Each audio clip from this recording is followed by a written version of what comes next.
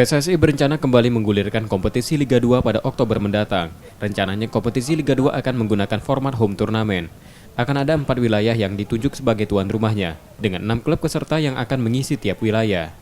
Terkait rencana itu, Sriwijaya FC mengajukan diri sebagai salah satu tuan rumahnya dari 4 wilayah yang nanti akan ditunjuk. Laskar Wengkito sudah menyiapkan hal ini pada PSSI dan PT LIB selaku operator Liga 2. Fasilitas yang dimiliki Stadion GSJ Palembang menjadi nilai tawar Sriwijaya FC.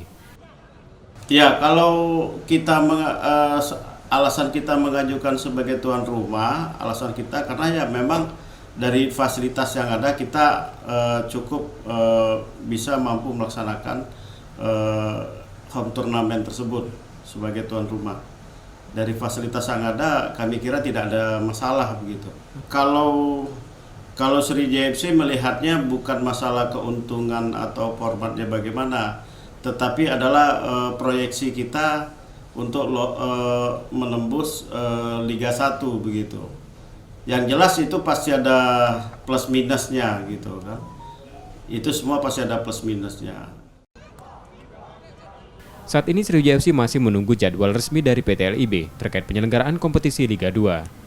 Selain itu, Sriwijaya FC juga menunggu regulasi terbaru yang akan diterapkan dalam kompetisi Liga 2 Oktober nanti.